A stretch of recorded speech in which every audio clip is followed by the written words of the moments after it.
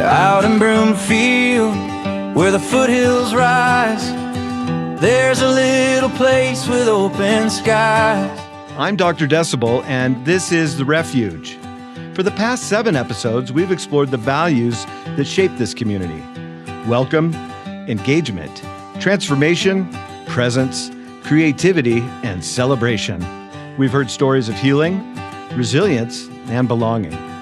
Today, we're widening the lens because behind every refuge story is a larger story, a story of community facing real challenges, rising housing costs, growing food insecurity, families on the edge, people falling through cracks that shouldn't exist. To help us understand what's happening right here in Broomfield, I'm joined by leaders who see the truth up close every single day. Kristen Heiser is the Executive Director of the Broomfield Housing Alliance, working at the front lines of housing instability and homelessness prevention. Dana Scott leads Broomfield Fish, the hub for food security, family resource support, and crisis stabilization. John Mikowski is the founder of Transforming Creatives, helping people access creativity as a tool for healing, expression, and community connection. And we're also joined by Mandy Walk from Broomfield Human Services, someone who understands the systems, the gaps, and the people behind the numbers. This episode is about what's real. It's about what our neighbors are facing. And it's about why communities like The Refuge matter now more than ever. Let's get into it. A wooden door, a welcome sign. It's more than walls, it's hearts combined. Thank you all so much for joining us. Real quick, why don't we go around the room, introduce yourselves, tell us who you're with and what it is you do. I'm Kristen Heiser. I'm the Executive Director of the Broomfield Housing Alliance. We are the independent housing authority that serves the city and county of Broomfield. We've been at this for about 4 years, and our work is really focused on creating housing opportunities for community members in Broomfield that are experiencing housing instability or having difficulty accessing housing they can afford. And I'm Dana Scott. I'm the Executive Director of Broomfield Fish, which stands for Fellowship in Serving Humanity. And we are the local food and family resource center. We served last year 1 in 5 Broomfield residents, which is always a shocking number. And we help people with all sorts of things. We prevent hunger, prevent homelessness. We're really all about helping people find a pathway to economic stability. I'm John Mikowski, Executive Director of Transforming Creatives, and we are a nonprofit in the arts and culture sector, and we operate primarily in the soul care space, supporting artists and organizations who use the arts to bring healing and wholeness into culture. And I'm Mandy Walk. I'm the Nonprofit and Community Engagement Manager for the City and County of Broomfield and the Department of Human Services. Our department is responsible for helping people with things like food assistance, like SNAP, and medical assistance, like Medicaid, cash assistance. And then we also have workforce center operations for employment services, as well as child, adult, and family protection services. I want to do something a little different. We're going to go back around, and I want each one of you to list one thing that you wish people understood about the work that you do. I think one thing that I'd like people to know is that we don't operate in a silo. Our work is totally contingent on the work that other community partners are doing in the community. We can't do it alone. And so the connections we make with nonprofits that help with system gaps is so critical to the work that we do. You know, often we can see the arts as kind of, if not something esoteric, something that's like a nice add-on to life if we have time and energy. But the truth is, over the last 10, 15 years, there have been thousands and thousands of studies that show the positive connection between arts and art making and well-being. I want to dispel the myth about who are our neighbors in need. I would like people to understand that most of the folks who need resources and services at our Family Resource Center are working at least one job, are trying really hard to get ahead, and who are not making enough money to make ends meet and therefore need extra support.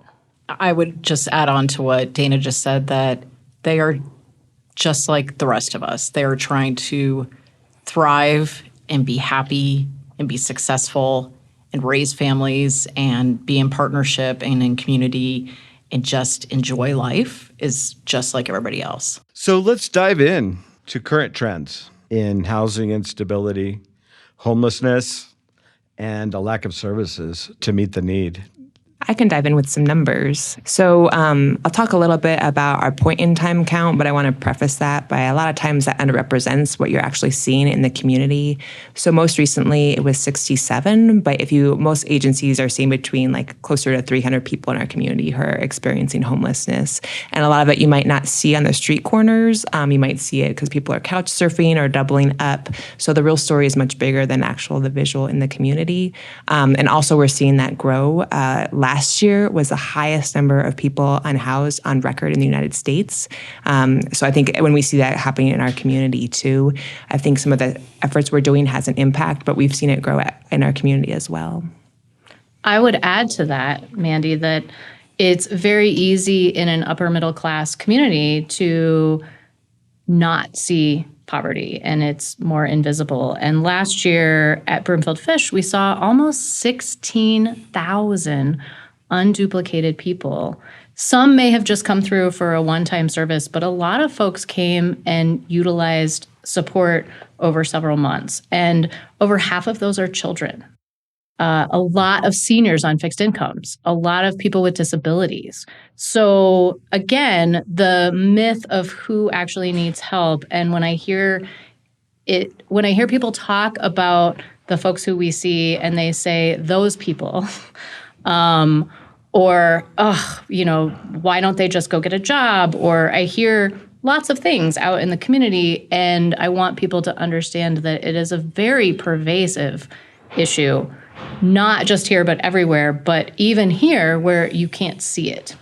And if I could add on to that, a third of those that we counted last year were 55 plus in terms of age. So that's just telling in our community that these are the elders and seniors in our community. The vulnerable. The most vulnerable. Okay. Why is the problem getting worse? Well, I'll start with, one, there's just a lack of housing that people can afford. So we, as of right now, have a lack of about 1,800 rental units that are available to households that are earning less than $45,000. So there's just not housing options for people that do not have the sort of income they need to afford the very limited housing that's affordable here in Broomfield. So between wages not keeping up with the increase with housing cost of living in general across the country, and right here in Broomfield, but just without the housing options available to them, that combination, and it's just not getting any better. It's only getting worse. And I would say that with something that's always surprising to folks when we tell them about participants who visit Fish is that in 2025, on average, our participants reported spending 75% of their monthly income on housing costs. You're considered cost burdened if you spend 30% more of your income, and you're considered severely cost burdened if you spend 50% or more of your monthly income on housing. So there's very little that folks have left after they pay for housing. And it sometimes seems like a never-ending gerbil wheel of trying to make ends meet when that happens. I would just add really quick that rental costs, housing costs in Broomfield over the last decade have jumped 122%. I don't know of anybody whose income is jumping 122%. And so that's just where our wages are, how much money we're bringing home just is not keeping up with the housing costs. So people are forced to make really tough decisions about paying for the rent or paying for that prescription that they need, or food, or their utility bills. And so it's just getting back into the kind of the cycle of it, but also it's just digging a hole. And with that, if I could add, the social supports that you usually see, like programs and stuff, for example, that our agency offers, the eligibility criteria is getting stricter. And so things that people could rely on in the past might not be as reliable resources. So you're seeing kind of a fallout and secondary impacts from some of that as well. Let's talk about some of the systems that are either broken or failing or overburdened. I'll speak from the idea of producing housing options that are affordable. It's really complicated, really hard work. It seems to me that we have a shortage of affordable housing, yet we have no shortage of construction of housing all around us. What's the disconnect there? Well, the production is just not keeping up with the need, first of all. And then the piece of it, when it comes to a lot of the construction you see, isn't affordable. That is affordable to individuals that are making the wages that is needed to live in those housing opportunities. And so we are working hard to create housing options that people with lower incomes can afford. But it's incredibly challenging. It takes anywhere from 4 to 6 years to develop an affordable housing development. It takes 5 to 10 sources of funding that you have to weave together. It's all very competitive funding, so you can be out there with a great project, but you're competing against every other community and every other developer in Colorado and beyond to get the funding. Then it's all highly regulated. So it's not an easy path forward. And then you also add in just the times and requirements that all localities bring to the deal too, and it just is very slow and very expensive. I would add to that 2 words: wealth disparity. I think that the growing wealth disparity in our community and elsewhere creates systemic inequities that persist, and we keep putting Band-Aids everywhere. You can come for food, and if you can come for food, then you don't have to pay your grocery costs, and that's $600 you can save a month that can go toward rent. But then your car needs a repair, and you get set back, or you lose your child care. There's so many factors, and I don't think people understand how expensive it is to be poor. I think as far as employment goes too, we've seen some trends where we've normalized contract work. Gig economy work is not the promise that it promised to be. And these things have become normalized. And that's very unpredictable. So to pay your housing costs, you have to have a sustainable, predictable income to cover the costs that it is required to live anymore. And so relying on the gig economy and thinking that's the fix for people who people think that's an easy answer. It is just there's so much unpredictability and lack of certainty in that option. I think in addition, in terms of systems, we also give out nonprofit grant funding through a partnership with the Broomfield Community Foundation, and we've seen more agencies apply for funding than ever before, and the requests are higher than ever before for all sorts of things with seniors' needs to intellectual and developmental disabilities. Last year, 79 agencies applied, and 63 were funded, which is an all-time high. So we're just seeing, not just in the housing and affordability area, but across the board, needs grow in our community. This may feel tangential to the conversation because I don't operate in the same spaces. Please. But, artists have always been in the gig to gig to gig to gig rhythm. And what's unique as well is they usually need a space to create in addition to a space to live. And that's often hard to be in the same space. And so just of late, we've engaged more artists who are just living out of their cars because they need a space to work in order to make, to get a paycheck, if you will, to produce, a series or something like that. Let's talk about the people that fall through the cracks and why. How does that happen?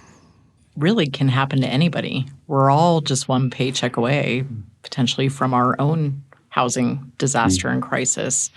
It really can happen. It can be a medical situation. It can be wrecking your car and not being able to get to your job. All of us there's so many of us, not all of us, but there's so many of us that have that same risk that we're living with every day. So it's not somebody that's doing something wrong, or there's something wrong with them, or they're choosing to live a difficult life. It is really just we are kind of victims of the current situation that our culture has created, that it's really hard to maintain the life that we want to because of the cost of living. Well, and you see that in the housing market with younger folks who are graduating from college or getting graduate degrees who can't afford to live on their own. So they double or triple up, or they live with family. Seniors who can't age in place, who have a fixed income, and then their rent keeps going up. And suddenly they have $900 a month, and their rent was $700, and now it's $800, and now it's $1,000. What do you do with that? Again, I come back to systemic inequalities that exist. And I think that a lot of it is you can't wealth build without, like a lot of wealth building happens when you own a home, right? And so we see a lot of folks at Fish who could never find a path to own a home, barely can find a path to rent a home. And so all of their income, 75%, goes into the vacuum, right? That is, they're not building wealth, they're not building equity, they have nothing to say for it at the end of the day, and then they can't save. And everybody says, oh, well, maybe if we just teach them how to budget. They are incredibly good at budgeting. Most of our participants are incredibly resourceful and smart about how they spend their money, and it is the systemic inequality that keeps people on that gerbil wheel. The other reality is older adults, they might have worked their whole life and they own their house and they have a mortgage or they're paid off their mortgage, but now they have a roof over their head, but with being on a fixed income and then property taxes increasing, your water bill increasing, healthcare increasing, all of those things really put them at jeopardy to be able to maintain that housing. So you have people living the American dream that we're all sold, but then everything else is increasing around you. It's really hard to hold on to that dream. We do an interesting activity with our youth engagement squad around inequalities, and it's an M&M game, and everybody at the beginning gets a certain amount. And so you might give somebody 25 and then the next person 2. And internally you see them looking at each other like, well, that's not fair. And you're like, hey, man, that is how life works. Some people start that way. And then you do the same kinds of things. You can either take more M&Ms or give them away. And one thing that really struck some of our students was for some people, when a relative passes, it means an inheritance. And so they get to take M&Ms. For another relative, when someone passes, it means they have to pay for the funeral expenses. That was a huge eye-opener to students who were like, there's all these different ways that you can take the same fact and look at it through a different lens. The Refuge is getting ready to celebrate its 20th anniversary. Let's talk about the work that they do and how they act as a safety net for some of those people that fall through the cracks. I know for us, for some of our efforts, they've been such a key partner. We had folks from the Refuge who served as peer advisors with lived experience who helped when we did that point in time count. And the level of human connection and a humanizing, it just made such a big difference. And then also they serve on our case conferencing that we do weekly. They're on our homeless solutions team and help support so we can do policy changes and try to look at it from a bigger lens. So to me, they have the pulse in the community on what's happening and that well-being and mental health and physical health. They're the ones that we look to for when we need a support and partner. When I think of the Refuge, I just think of heart.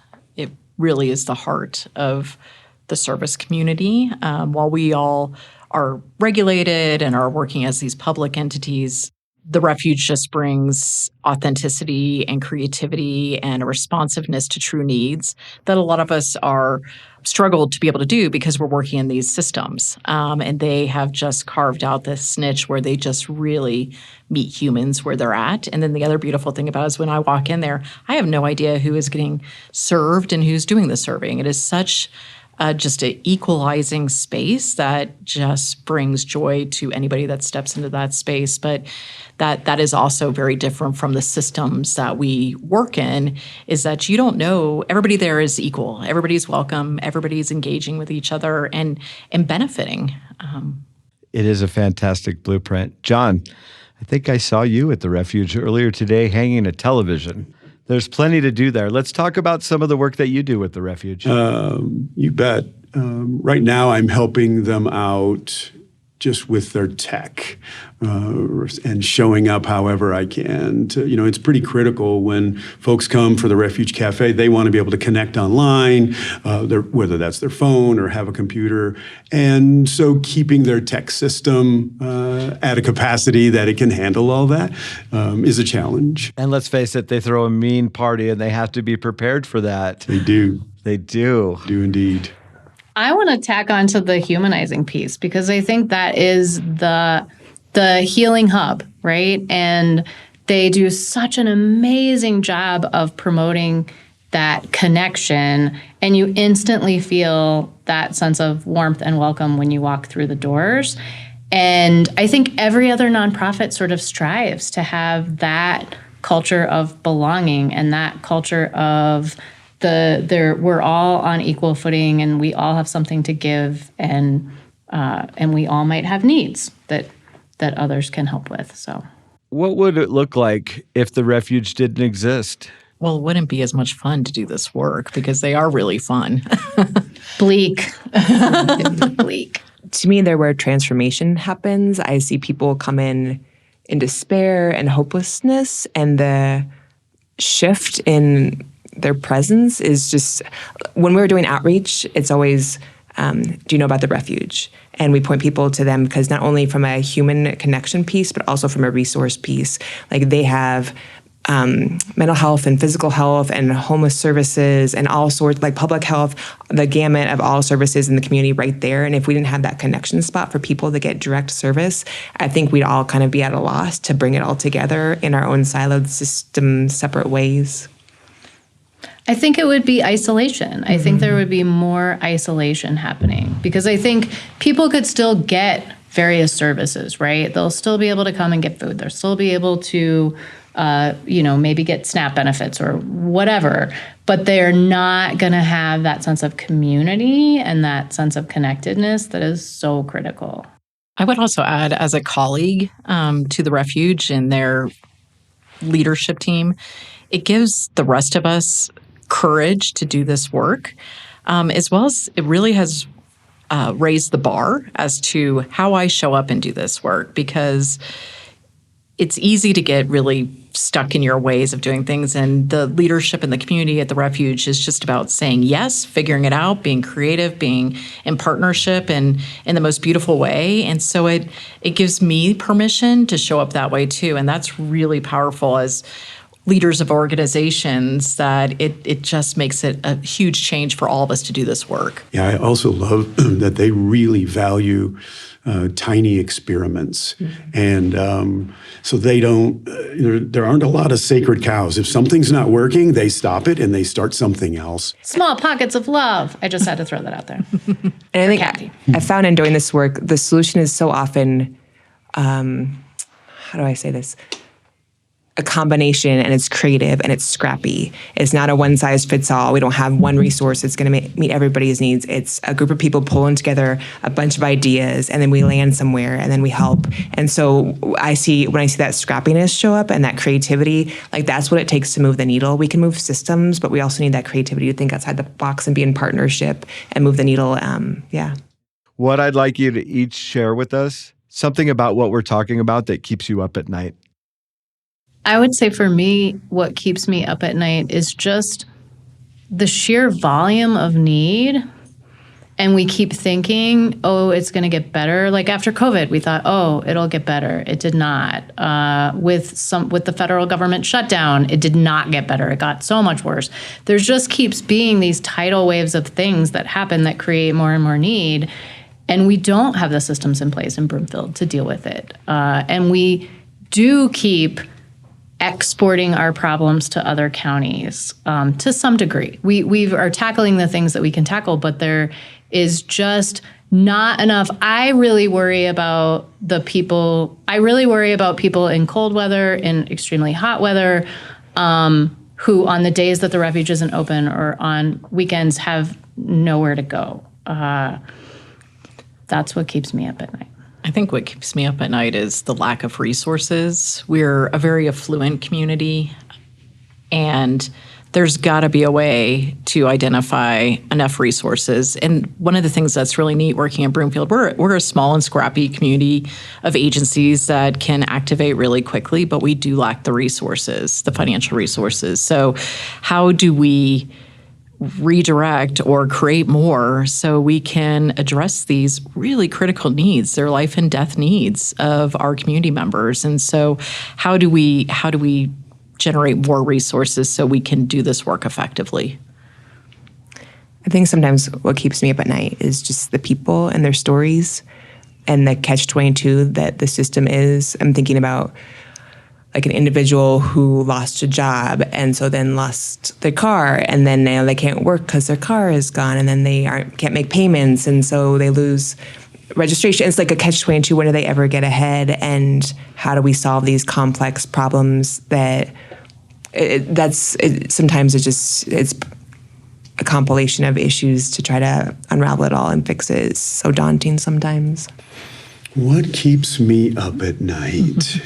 Wow, so many things. I think often about the ripple effect of creative folks, artists who are not able to bring what they bring into culture, and what that does for us as a society, the absence of those creative engagements, which we know deepen our wellness and make us more whole people.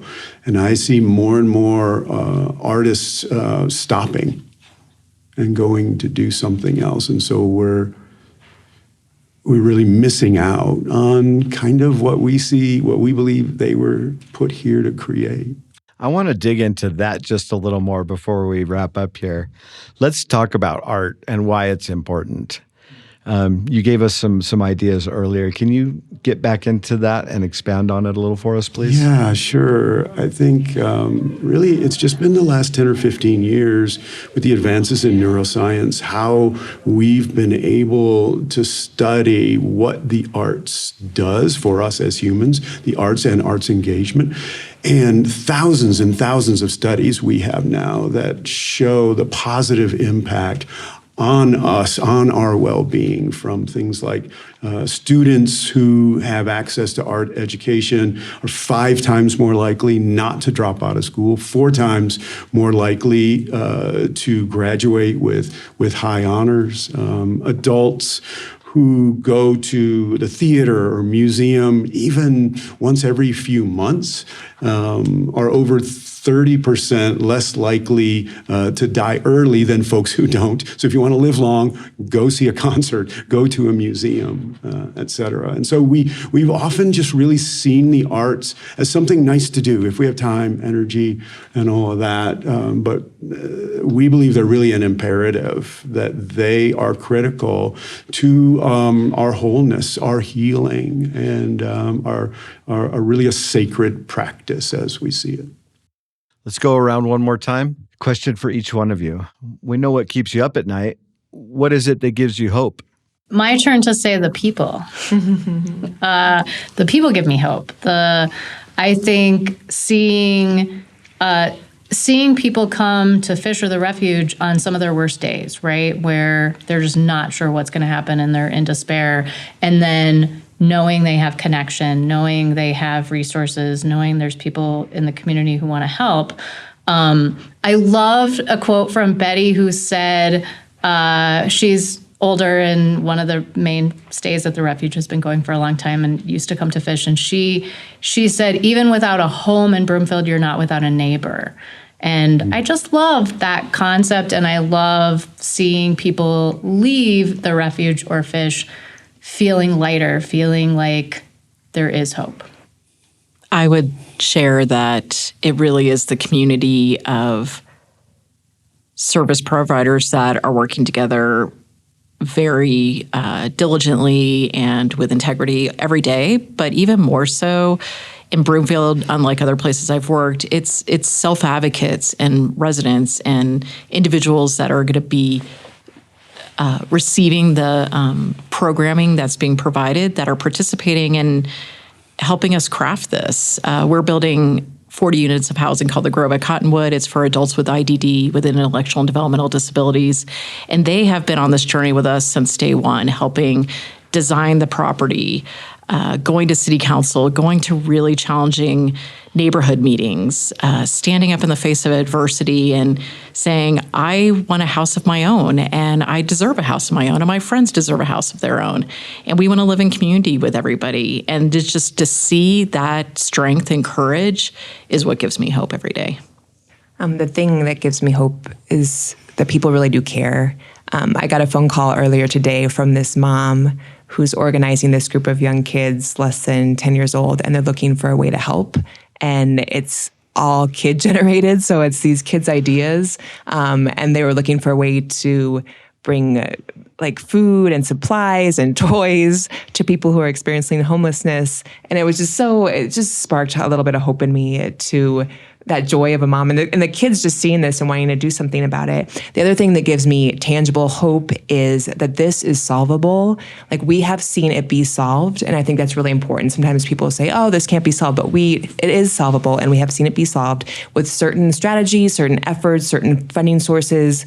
We can move the needle. We've housed people who are chronically unhoused that were seniors through a pilot program that braided funding together, and 5 seniors were housed through those efforts. So this can be solved with the right resources and the right strategy and the right creativity. I think what gives me hope is just listening to all these voices today, honestly, because they are dialed in and bringing their expertise and their heart to the space. And I also love partnering with organizations like The Refuge, who they don't necessarily have it all figured out, but they're like, hey, let's jump in. Let's figure out where we can show up and the difference we can make. And so I'm seeing that bubbling up in other places as well. Let's talk about what the 5 to 10 years looks like if nothing changes. Well, I'll tell you what, we've seen a ton of grant opportunities for artists in our network just dissolve. And so and so they've lost jobs, they've lost gigs, all of that. So if that continues, if this movement away from investing in the arts continues, yeah, that's going to be dire. And then what happens, John, when the arts go away? Yeah, I mean, that's just more stress. That's just, I think we are lesser people. I think we shift to a lower consciousness, honestly, without the arts. You know, it's a snapshot. It's a mirror. It's a look at what's going on through a different lens. I would add, I wanted to be hopeful and optimistic when you asked that question, but the reality is I'm not feeling hopeful or optimistic. If things don't change, if resources don't start flowing, if the nutty regulations and policies that are coming our way aren't relieved in some way, it is only going to get worse and worse for our neighbors, and it's going to be harder and harder to live in our community. What does that look like viscerally? People losing their housing and people living in their cars or couch surfing or leaving Broomfield, their community, and moving further and further away and out of state. And it's then you lose what Broomfield is all about, is if we lose our community because people can't afford to live here, we lose the heart of Broomfield. And we're seeing that. We're seeing evictions increase. We're seeing more people show up at our building who are unhoused or living in cars, all that. We're seeing that, yeah.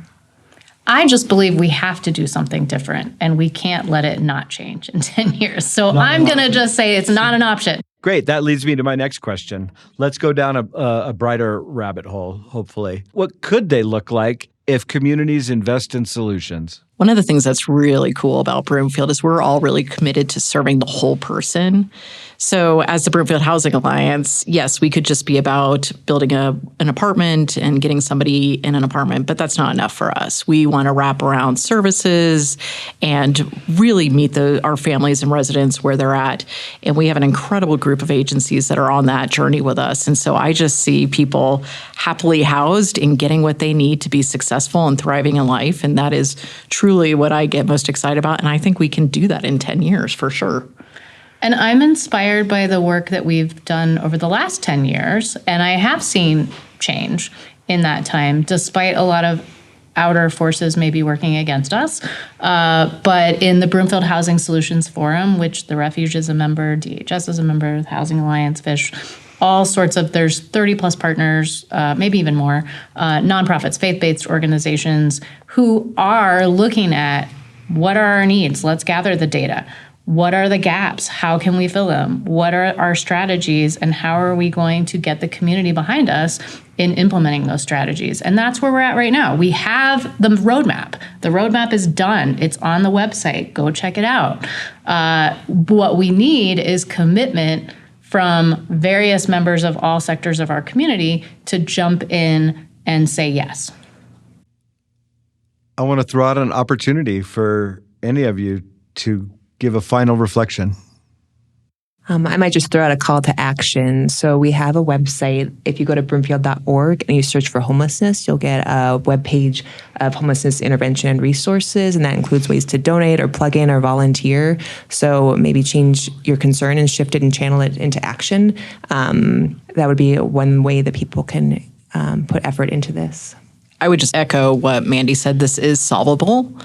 In Broomfield, we have so many community members that are bringing heart, brains, creativity to figure out the solutions that are most helpful for our community. And we just need to all jump in and make this happen. And we will solve this.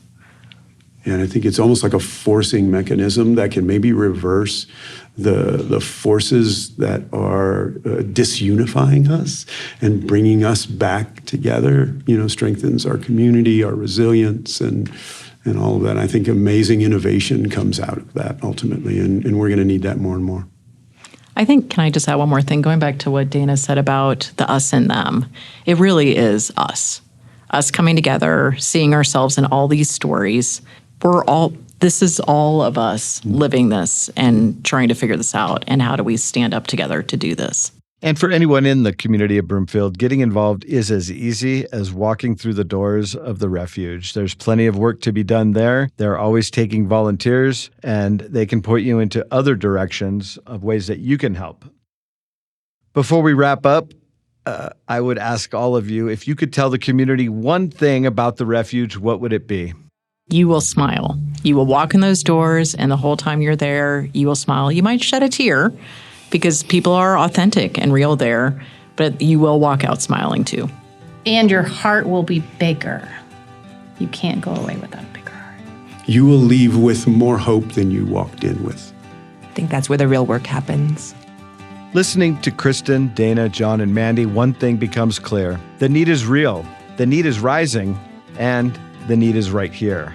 These aren't abstract issues, they're human ones. Families choosing between rent and groceries. Seniors living one medical bill away from crisis. People working full-time and still unable to afford housing. And yet, there is hope. Because when organizations work together, when communities show up, and when people choose responsibility over avoidance, lives change. The refuge is part of that hope. Not because we have all the answers, but because we refuse to look away.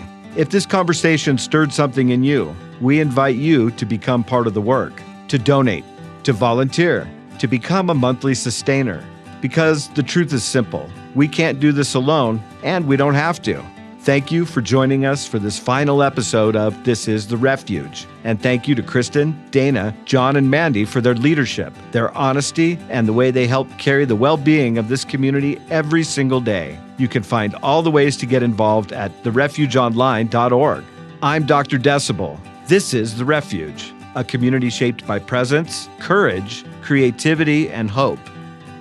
As we close this final episode of our limited series, I want to look back at the core values that have shaped every one of these conversations because they embody our work together so clearly. Welcome. There's always room at our table. Engagement. We're not afraid to get our hands dirty and our hearts broken.